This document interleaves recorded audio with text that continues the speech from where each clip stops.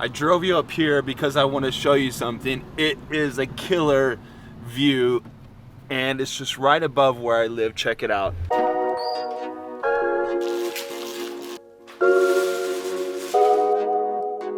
It's 4:45 in the morning here in Ghent, Belgium.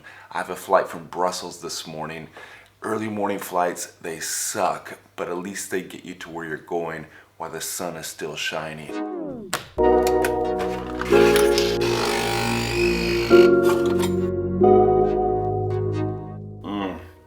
Today I'm heading home from Brussels to Florence, and along the way I'll break down all the entry rules for Italy and for Europe. And at the end of the video, when I get home, I'll answer all the questions you've been asking me.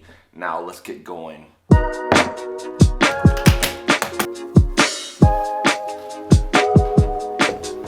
Now 5 o'clock in the morning, dark outside, and it's way too cold, way too early.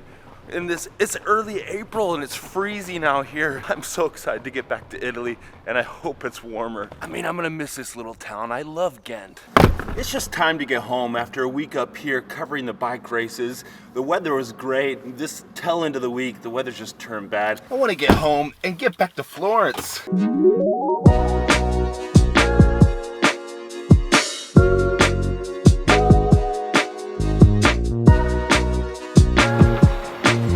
Always got to remember to fill up the tank on your rental car before returning to the airport.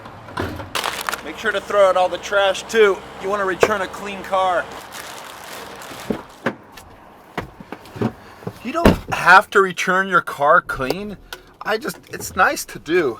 I keep a clean house. I keep my things clean. And besides, I always go with rental car. We're doing some construction in this gas stop here. I always go with rental car company Sixt, and I want to create a good relationship with them. I don't want to return my car disgusting, so always throw out the trash before you return the rental car. Sixt, they're so friendly. I love the car rental company. Does that exist in the United States at all? I don't think it's very popular in the US. I think there's Hertz, even Europe Car in the US, Avis, but Sixt, maybe not. Anyway, if you're here in Europe, look it up, rent cars from them. Flight to Florence. Yes, okay. I couldn't resist. I think I have about 30 minutes to go before my flight to Florence. The lounges here in the Brussels airport, they don't accept priority pass. Are you a priority pass holder? Drop some comments down below. It's not a bad bargain because you get into all the lounges that are priority pass. Here in Brussels, they don't have. At the Brussels Charleroi airport, they have a priority pass lounge, but here it's just a diamond lounge. Let's talk about the rules of entry for Italy and other European countries. I'm going to focus specifically on Italy because that's where I live and I know those rules quite well, and the COVID restrictions are easing all the time. For example, here in Belgium, you no longer have to wear a face mask anywhere. Let's get into those rules that you need to know for entering Europe and specifically for entering Italy. Now, Italy requires 2 things. Keep in mind, you need your passenger locator form, and I'm going to put a link to that down in the description below so you can easily find it, but the airlines will send you that passenger locator form 2 to 3 days out before your flight, so don't worry about that. That's done. Then the other item, of those 2 items, you need a vaccination card. Now, of those other 2 items, there are 3 ways to enter the country of Italy. Vaccination card, proof of COVID recovery, or a COVID negative test. That's all you need to enter Italy. Now let's break down each of those 3 items. Now for the vaccinations, they accept many of the major vaccines. Moderna, I'm a Moderna man, I had my Moderna vaccines. Pfizer, they accept Vaxzevria. I've never heard of that. If you have that one, drop down in the comment, let me know if you have the Vaxzevria vaccine. They accept Johnson & Johnson, the old one and done vaccination, and the Novavax vaccine. Now those are the major vaccinations. Keep in mind, you're wanting to be vaccinated within the last 6 to 9 months. Shoot for 6 months of the primary cycle. That means the first 2 doses, or in the case of Johnson & Johnson, 1 dose. Now, if it's past 6 to 9 months, go for the booster, because the booster, once you get that booster, there's no time frame on that. You don't have to think about a negative COVID test. You don't have to think about anything else. The other method for entering Italy is a COVID recovery certificate. Now those are a little bit hard to come by, I've heard, but basically if you recover from COVID in the last 6 months, you got to present that certificate, have it translated. The same with the vaccination, it needs to be in 1 of 5 languages: English, Italian, Spanish, French, or German. Any of those 5 languages and you're good to go. For all you anti-vaxxers out there, there is another way to enter Italy. Just all you need is a negative COVID test. Or if you have a vaccine that's not valid for Europe, a negative COVID test.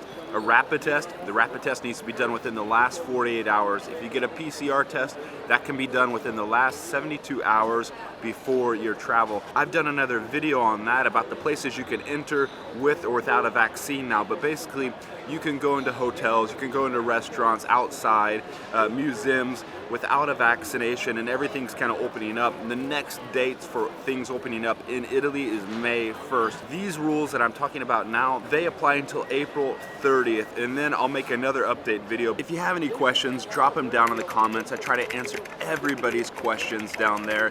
If you're getting value out of this video, and if you're planning on traveling in 2022, give it a thumbs up. That's much appreciated. If you want to see more of this content, subscribe to the channel and help this community grow. Bye. Bye. Have a good flight.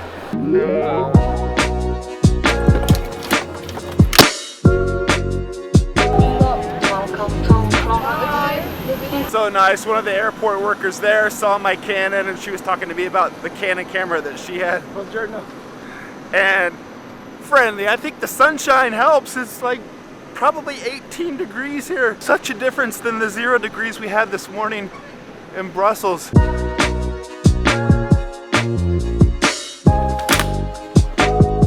One thing that's already different is that here at the airports, they get rid of those ribbons directing traffic going in and out.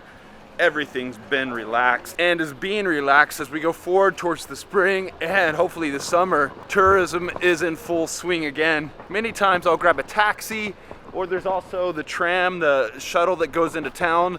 That's really convenient. It takes you right to the train station here in Florence. Taxi's gonna set you back 20 euro, 22 euro.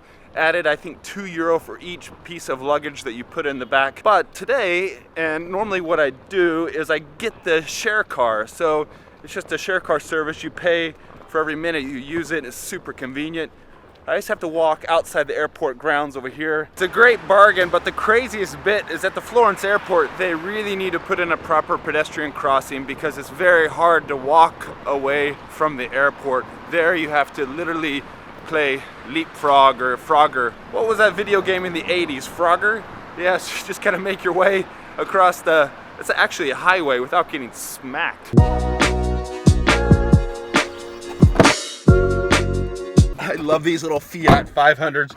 They're so zippy and fun to drive, but you need to be ready to drive a manual transmission. It's crazy, so many cars in Italy, even when you're hiring a car, they still have manual transmissions, when all around Europe, most of the rental cars, they can come with automatic transmissions at not much of an extra fee. Here in Italy, it's still old school.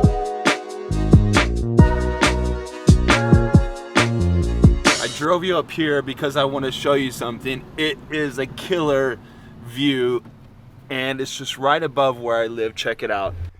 This is San Giuliani. It's right above Piazzale Michelangelo. If you're in the south side of Florence, it's easy. I've walked up here many times before just to relax, and also you can see an amazing sunset up this way. Flown my drone out that way. It is beautiful. I brought you up here because I want to answer the questions that you've asked in one of the last videos.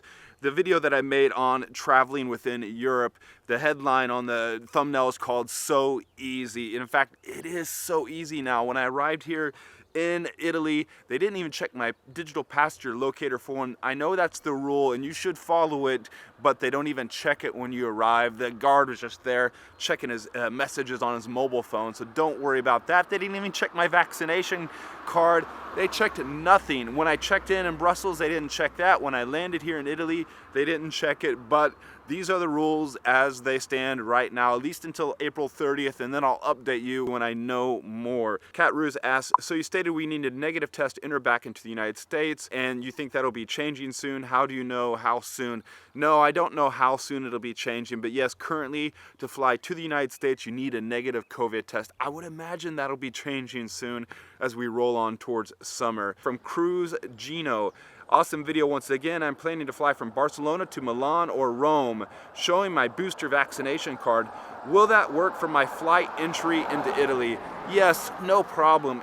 You're flying within Europe, just like me flying within Europe today. Everything's pretty relaxed, but the rules are, yes, you need to show that vaccination card, and since you're vaccinated with the booster, now there's no time limitation on that booster, so once you get that booster, it's good. If you've had it over a year ago, it's still valid now, so yeah, you're good to go with your vaccination card. Just make sure you have that with you. If it's a CDC card from the United States or what we have here in Europe, a digital QR code, that'll work here arriving into Italy. Look at this view, so cool. Very important question here from a viewer in Indonesia, Shandy Renaldo. Shandy asked, I've had my booster, 3 vaccines. I've had Sinovac for the 2 first vaccines, and my booster was a Pfizer. Am I okay to enter into Europe, into Italy? Well, I don't really know. Those are kind of some details that are hard to find out. My only suggestion is contact the Indonesian embassy for Italy. They could probably give you more specific information because there are probably other Indonesians in your same situation. Follow that route, and the rules are relaxing all the time, and you can always get a COVID test for your entry, plus carry your vaccination card, so you'll be fine to enter Italy nonetheless. You see me Cyrus, I hope I'm pronouncing that right. Ask, even with the COVID booster, do I also need to have a negative test for entering into hotels and attractions in Italy? No. You just need your vaccination card with that booster, you'll be fine to go. Alana Walker asks, doesn't matter which company does the PCR test, and is a digital copy of the swab sufficient, or do you also need a hard copy? I would carry both. Have your digital copy of screenshot it of as well on your phone. Also carry a hard copy, it's not gonna hurt. What company does it? It does not matter. Alan Shearer asks, can you travel without a vaccination? Yes, but once you get into Italy on a negative coronavirus test, you're going to have that negative coronavirus test renewed every 48 hours to get into some inside restaurants and some other places that I listed in one of my other videos lately, and I'll put links to those down in the description below. And a lot of those restrictions, including mask wearing, are supposed to be lifted starting May 1st. Here's a question from Ellsworth Toey, and I hope I'm pronouncing that right. Arriving in Sicily from Wisconsin on Saturday, so excited. I did not realize you need a super green pass to check into hotels or eat out. That's not the case. Will I have to tell my wife that we have to cancel our romantic trip? Am I correct in understanding as long as I can prove a negative COVID test every 48 hours, I can use services? That's correct. If you have a vaccination card, you're fine. If you don't, that negative test will get you into places, but you're gonna have to renew that every 48 hours or get another test every 48 hours. And one more, here we go from M Alpha Sierra, who has a trip planned to Italy. Hello Gregor, thank you for all your content. Wife and me are traveling to Venice, Florence, and Rome in September. September's a great time to travel in Italy. The weather's not so hot, beautiful, days are still long, you'll enjoy it. We'll have around 15 days. How many days do you recommend to stay in each city? Florence, Rome, and Venice. Okay, here's my recommendation. You're gonna need as many days as possible in Rome because that city has so much to offer. So plan on minimal 3 nights in Rome.